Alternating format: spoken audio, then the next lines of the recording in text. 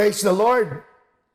Isang mapagpala po at mapayapang araw ang aking bati sa bawat isa na patuloy na sumusubaybay sa programang ito, ang Gospel of Salvation.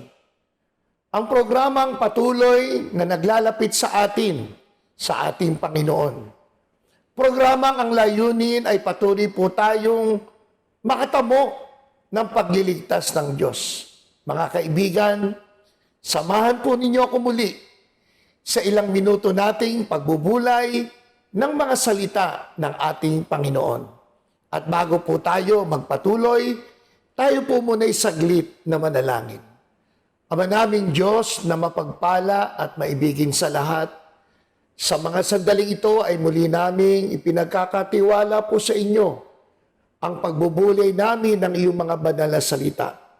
Amang Diyos, lakipan niyo po ng kapangyarihan ang iyong mga salita upang ito'y dumating sa bawat nakikinig at nanonood na gaya ng ikaw ang sa amin nangungusap. Dumating sa amin ang iyong salita na may buong kapangyarihan upang ang anumang kalagayan ng bawat kaibigan namin, kung sila'y may sakit, ay dumating sa kanila ang kagalingan. Kung sila po'y nasa mga pagsubok, matanggap nila ang pagtatagumpay. At lalong higit, kung kami po ngayon ay nasa pagkaalipin ng mga kasalanan, ito'y maging kalayaan ng bawat sa amin. At lalong higit, kaligtasan sa mga nangapapahamak. Salamat po sa pangalan ni Jesus. Amen. Purihin po ang ating Panginoon.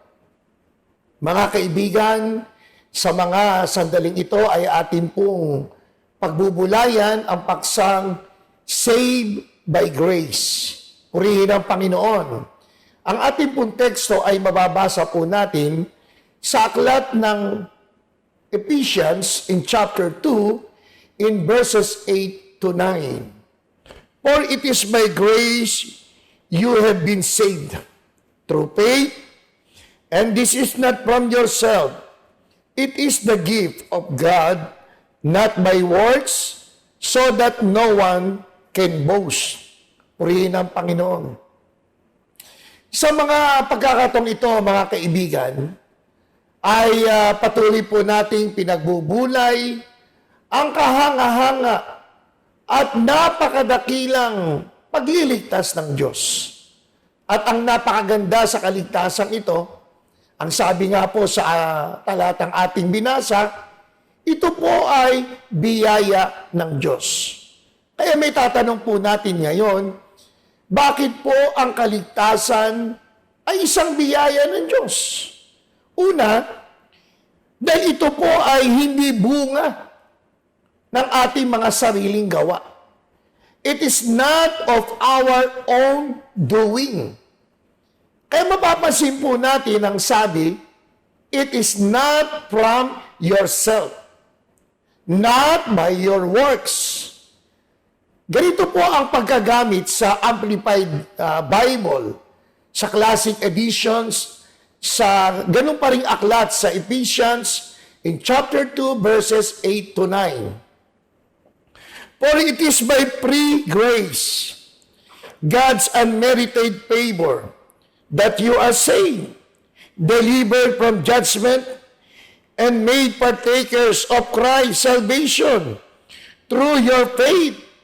And this salvation is not of yourselves, of your own doing. It came not through your own striving, but it is the gift of God, not because of works, not the fulfillment of the law's demands, lest any man should boast. It is not the result of what anyone can possibly do, so no one can pride himself in it or take glory to himself. Kaya maliwanag na sinasabi, it is not of your own doing. Not because of your striving, not because of your competence. It is not the result of what anyone can possibly do. Ang kaligtasan, mga kaibigan, ay isang biyaya. Dahil hindi ito batay sa ginawa ng tao. Ang kaligtasan ay hindi ayon sa ating sariling kakayahan o paghihirap. Tingnan po natin ang sinasabi ng banal na kasulatan. Ang kaligtasan ay hindi ayon sa ating sariling gawa. Dahil hindi ito matutumbasan ng anumang kayamanan ng buong sanlibutan. Mababasa po natin yan sa Mark in chapter 8 verse 37. For what does it profit a man to gain the whole world and forfeit his life in the eternal kingdom of God? Praise the Lord! Ano po ang sabi sa talatang ito? Anong mapapakinabangan ng tao kung makamtan man niya ang buong sanlibutan, pero ang kanyang buhay, ang kanyang kaluluwa naman ay mapapahamak? Kaya ano pong buhay ang tinutukoy dito? Ang sabi, ang buhay sa kaharian ng Diyos.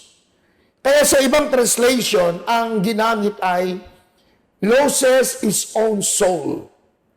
Kaya ang kaligtasan pong ito ay hindi lamang kaligtasan ng ating pisikal na pangangatawan. Minsan kapag ikaw ay nakaangat sa buhay, maaari magkaroon ka ng advantage sa pag-access ng quality o kalidad ng healthcare. Minsan bunga ng ating tinatangkilik, nagagawa nating makaiwas sa karamdaman o kaya naman ay magamot ang mga karamdaman. Pero ano po ang sabi dito? Kahit mapasayo pa ang buong sanlibutan, ito'y walang kabuluhan kung mapapahamak naman ang iyong sariling kaluluwa o mawawala ang iyong buhay sa kaharian ng langit. Kaya mga kaibigan, kung ang kaligtasan ng ating kaluluwa ay mabibili, magiging tunay ngang mahalaga ang kayamanan dito sa lupa. Pero sa talatang ating binasa, ipinakikita na ang kayamanan ay may hangganan. Kaya kung sinasabing hindi nabibili ng kayamanan ang kaligayahan, lalo na po ang kaligtasan. Ang kaligtasan po'y hindi gawa ng tao dahil hindi ito mabibili o mapapalitan ng anumang ating tinatangkilik at tinataglay. Glory to God. Ano pa po ang dahilan kung bakit masasabi natin ang kaligtasan ay hindi dahil sa ating sarili? Sinasabi po sa Psalms in chapter 49 in verses 7 to 8. No one can buy back, ransom, redeem the life of another or a brother. No one can give a ransom to God for his own life. Because the price, ransom, redemption of a life is high, precious. No payment is ever enough. Purihin ang Panginoon. Kaya kahit po pala ang ating sariling buhay na pinakamahalaga natin pag-aari ay hindi makatutumbas sa kaligtasang biyaya ng Diyos. Kaya kahit ibigin man natin na iligtas ang ating mga mahal sa buhay, hindi po natin magagawa. Hindi po maaari. Lalo na tayo mga magulang. Lahat kaya nating ibigay para sa ating mga anak. Kaya kapag may iniindang sakit ang ating anak, isa sa ating damdamin, kung maaari mo lang kunin ang sakit at hirap na naranasan ng iyong anak, gagawin mo. Pero hindi nga po maaari. Hindi po pwede sa buhay na ito at sa buhay na darating. Kaya atin po makikita na sa mga talatang ito na walang anumang halaga ang makatutumbas sa kaligtasang biyaya ng Diyos. Praise the Lord. Ang kaligtasan ay biyaya ng Diyos dahil kahit gaano tayo kabait, kamasunurin sa kautusan, hindi nito mabibigyang kasiguraduhan ang ating kaligtasan. Basahin po muli natin ang sinasabi sa verse 9 ng Ephesians chapter 2. Not because of works, not the fulfillment of the law's demands, lest any man should boast. It is not the result of what anyone can possibly do, so no one can pride himself in it or take glory to himself. Purihin ang Panginoon. Bakit po? Ganito po ang sinasabi sa Roma 3 talatang 20. Walang taong mapapawalang sala sa paningin ng Diyos sa pamagitan ng pagsunod sa kautusan. Sapagkat ang ginagawa ng kautusan ay ang ipaalam sa tao na siya'y nagkasala. Kaya nang dahil sa kautusan, we come to the knowledge that we are sinners, and sinners are destined to condemnation and not salvation. Kaya mayroon pong kautusan dahil tayo po'y nagkasala laban sa Diyos, kaya naman merely doing what the law requires does not have any power to save us. Totoo po, mabuti ang sumunod sa kautusan. Mabuting gumawa ng nakabubuti sa kapwa. Pero hindi po ito ang basihan ng pagliligtas ng Diyos. Walang gawa ng tao ang pwedeng ipangtapat sa biyayang ito. Grace is not by our own doing, not because of our capabilities and abilities. Dahil ang sabi nga po sa Roma, sa chapter 11, sa verse 6, but if it is by grace, God's unmerited favor, it is no longer on the basis of works. Otherwise, grace is no longer grace. It will not be a gift, but a reward for works. Kaya kung bakit po ang biyayang kaligtasan ay hindi po sa pamagitan ng ating gawa o kakayahan, dahil kung ito ay sa pamagitan natin, kung ito'y bunga ng ating pagpapagal, ng ating pagsusumikap, mga kaibigan, hindi na po ito matatawag na biyaya, kundi reward, prize, pabuya o gantimpala. Purihin ang Panginoon. At kung bakit po ang kaligtasang ito ay hindi sa ating sariling gawa, ang sabi po sa ating teksto sa verse 9, upang wag ang sinuman ay magmapuri. Sa English, not because of works, not the fulfillment of the law's demand, lest any man should boast. It is not the result of what anyone can possibly do. So no one can pride himself in it or take glory to himself. Kaya kung ang kaligtasan ay dahil sa ating sariling effort, sa ating galing, sa ating pagpapagal, o sa ating kabaitan o kabutihan, maaari tayong magmapuri sa ating sarili. Maaari ang papuri mapunta sa tao at hindi sa Diyos. Kaya maliwanag po, mga kaibigan, na ang kaligtasan ay biyaya. Dahil ito ay hindi ayon sa ating sariling gawa. Wala kang gawa pero ipinaghanda para sa iyo. Bakit ito po'y biyaya ng Diyos? Because it is not our doing. It is God's doing. Praise the Lord. In Ephesians chapter 2 verse 8, for it is by grace, God's remarkable compassion and favor, drawing you to Christ, that you have been saved, actually delivered from judgment, and given eternal life through faith.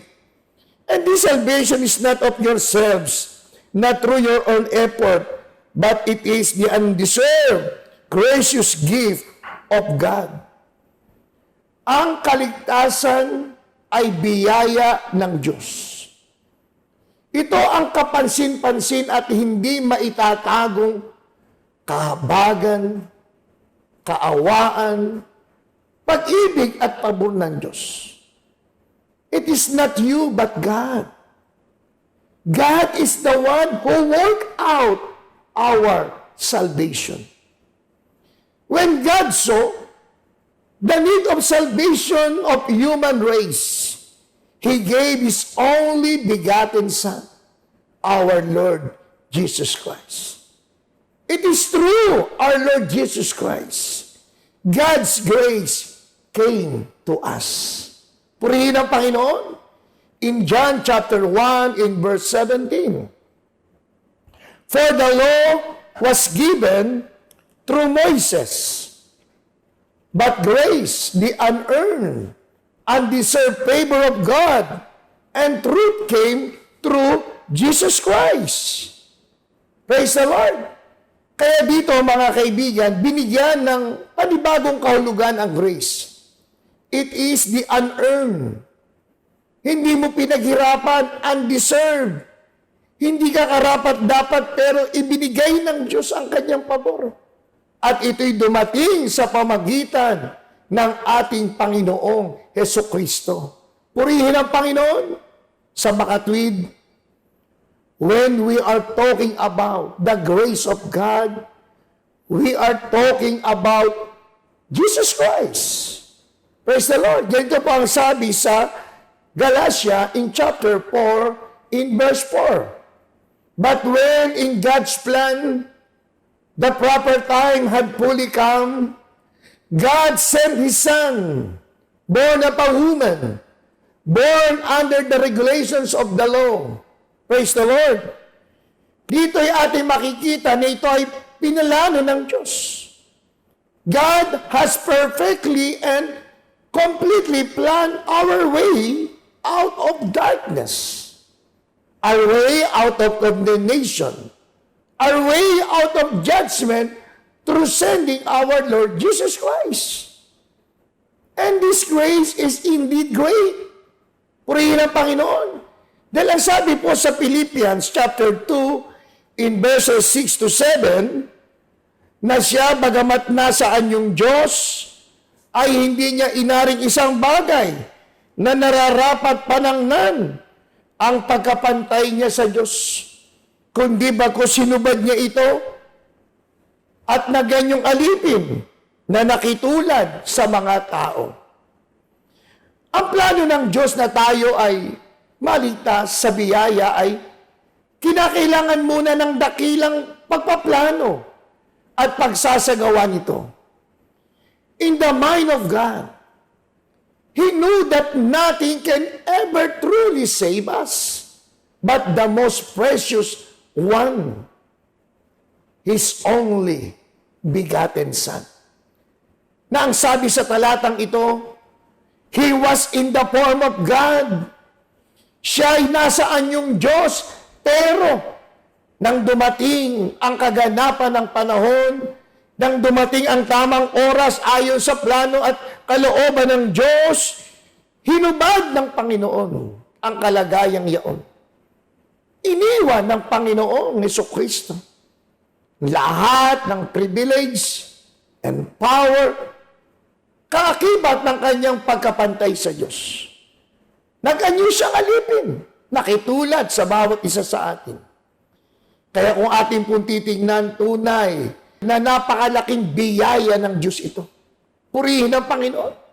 Ano pa po ang sinasabi? Sa Hebrew chapter 10, in verse 5, therefore, when Christ entered into the world, He says, sacrifice and offering you have not desired, but instead, you have prepared a body for me to offer. Itong sacrifice and offering, it is through our works.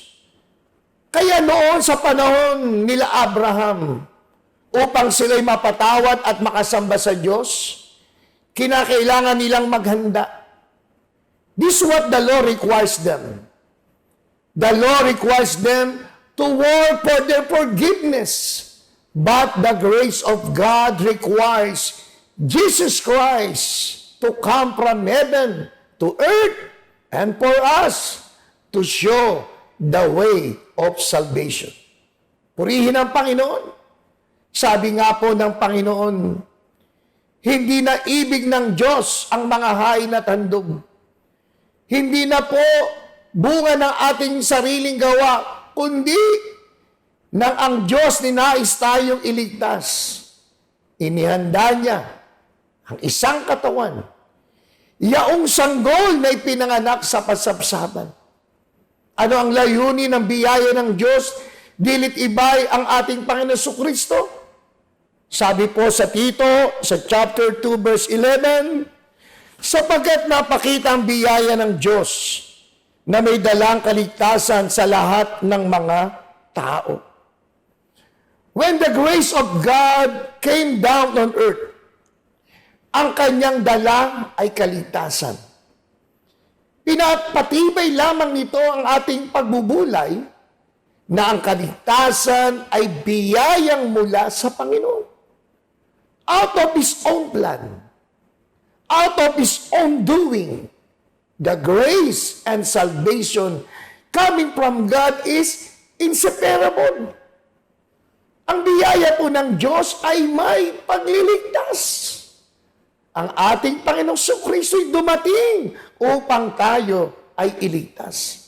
Praise the Lord. Ganito pa rin po ang ating mababasa sa 2 Timoteo sa Kapitulo 1, talatang 9. Na siyang sa atin ay nagligtas at sa atin ay tumawag ng isang banal na pagtawag, hindi ayon sa ating mga gawa, kundi ayon sa kanyang sariling akal at biyaya na ibinigay sa atin kay Kristo Jesus buhat pa ng mga panahong walang hanggan. Basahin din po natin ito sa Amplified Version.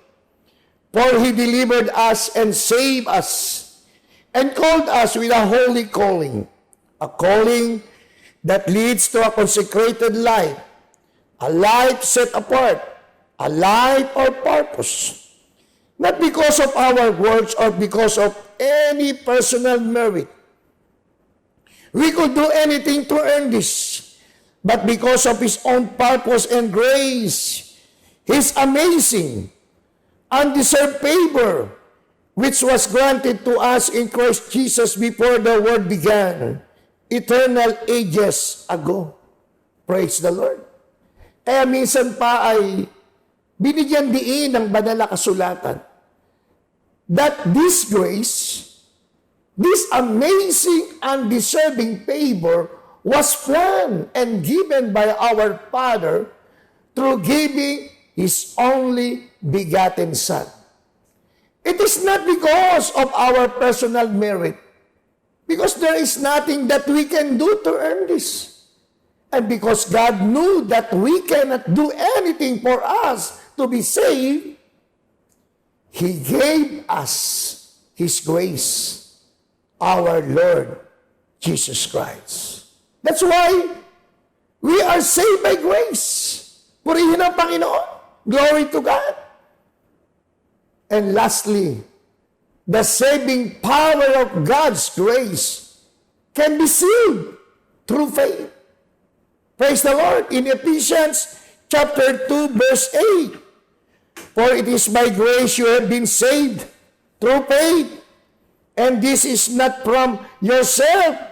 It is the gift of God, not by works, so that no one can boast. Praise the Lord. Ang biyaya ng Diyos na kaligtasan ay ating pong matatamo sa pamagitan ng ating pananampalataya. Ginawa ng Diyos ang kanyang bahagi. At ang ating bahagi, mga kaibigan, ay sumampalataya. Sa Romans 10 verse 9, because if you acknowledge and confess with your mouth that Jesus is Lord, recognizing His power, authority, and majesty as God, and believe in your heart that God raised Him from the dead, you will be saved. Praise the Lord. You will be saved by grace through faith in our Lord Jesus Christ that is being preached by His servants. Ang pananampalatayang ito'y hindi lamang sinasarili, but the faith is being confessed. Ang pananampalataya ay sinasalita. Hinahakbangan. Kaya kami po sa programang ito, ang Gospel of Salvation ay inahandang kayo ay tulungan, gabayan sa inyong pagpapasya. Mga kaibigan, acknowledge and confess with all your heart, mind and soul the saving grace of God.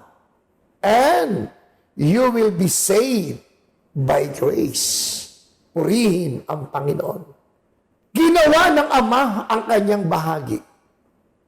He perfectly planned and executed our way to salvation. Ginawa ng ating Panginoon Kristo ang kanyang bahagi. He gave up everything, took the human form, sacrificed until that cross of Calvary and His resurrection.